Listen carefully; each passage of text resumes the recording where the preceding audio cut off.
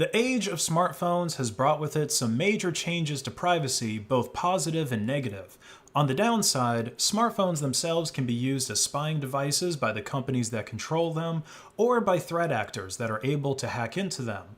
You can listen to the phone's owner through the microphone, watch them through the many cameras that modern handsets have, and track their location through GPS.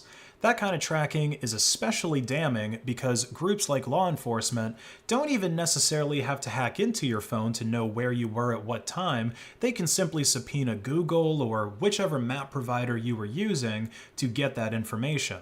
But on the upside, modern cryptography has given us locks that even the most powerful governments in the world are not capable of breaking.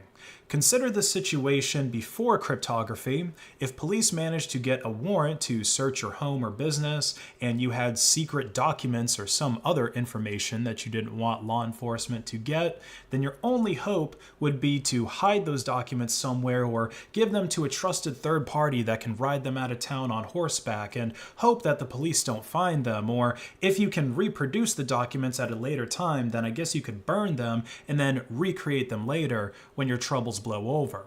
We've seen time and time again where police have obtained the smartphones of terrorists and other criminals, and either by pure coincidence or the criminal having more knowledge about their device than most people, the phone gets locked down before it falls into police custody.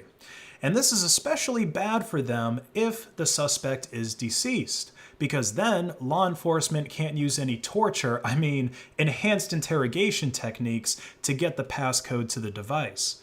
That leaves law enforcement with the final option of reaching out to the manufacturer for a key. And this has created a lot of tension between Apple and law enforcement because phones running iOS are typically more secure, and because iOS is proprietary software and there aren't different companies making the phones like in the Android ecosystem, you would think that Apple might have some kind of key to magically unlock these phones. But Apple keeps insisting that they don't.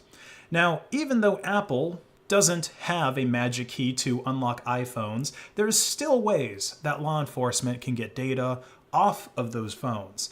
But their success is heavily dependent on the lock state of the device. When a phone has been reset or rebooted, it's in the before first unlock or BFU state. In the BFU state, the file system is encrypted and the camera button, lock screen widgets, and Wi-Fi features are disabled until the phone gets unlocked with the user set passcode. And it's also worth noting that biometric authentication like Face ID and fingerprint readers are disabled when a device is in BFU mode.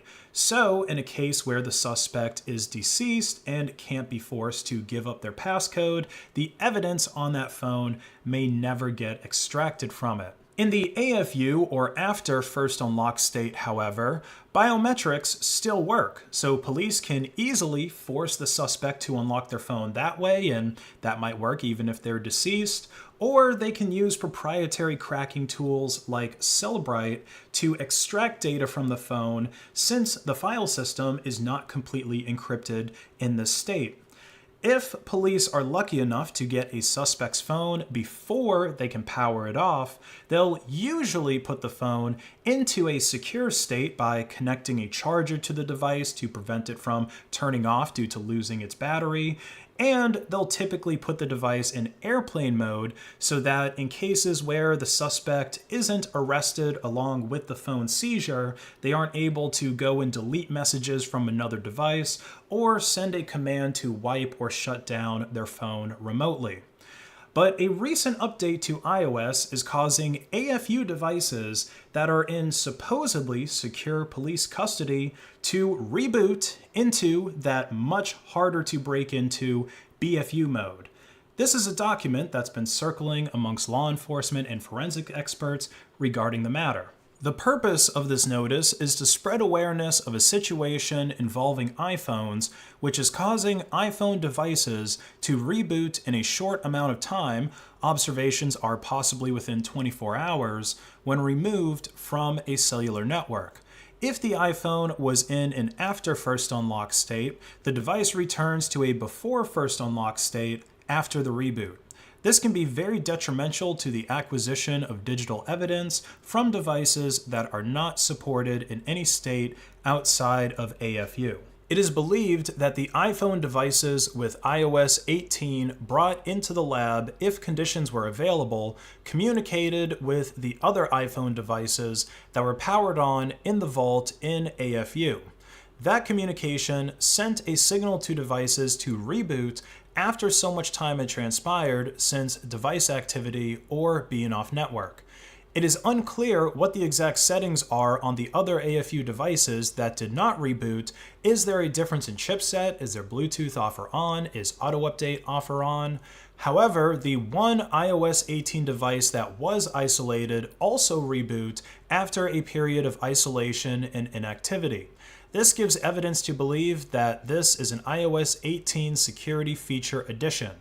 Note, the iOS 18 devices entering our labs and sending such a signal do not have to be evidence. The device entering could be our issued work iPhone running iOS 18 or a personal device brought in by an examiner. So the hypothesis here is that there's some kind of signal or command that iOS 18 plus devices are able to send to, I guess, random iPhones running different versions of iOS that causes them to reboot.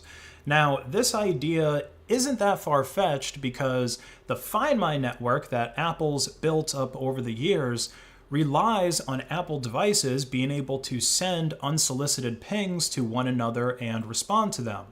This is why Apple tags can still show their location even if they don't have a direct cellular connection. They can just piggyback off of a nearby iPhone that does have cellular or Wi-Fi to broadcast its location to the Find My network. Now, if there was a bug in iOS 18 that made these Find My device pings reboot phones that receive them, then you'd think that there would be more cases of that happening in the wild, especially since a bug like that could be abused for a denial of service attack against iPhone users.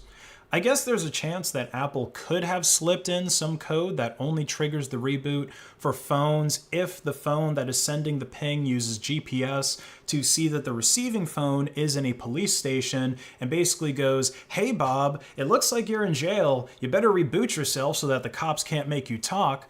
But there's one detail about the hypothesis here that makes me even doubt that explanation. And that is the fact that these newer iOS devices supposedly communicated with other iPhones that were in a so-called vault.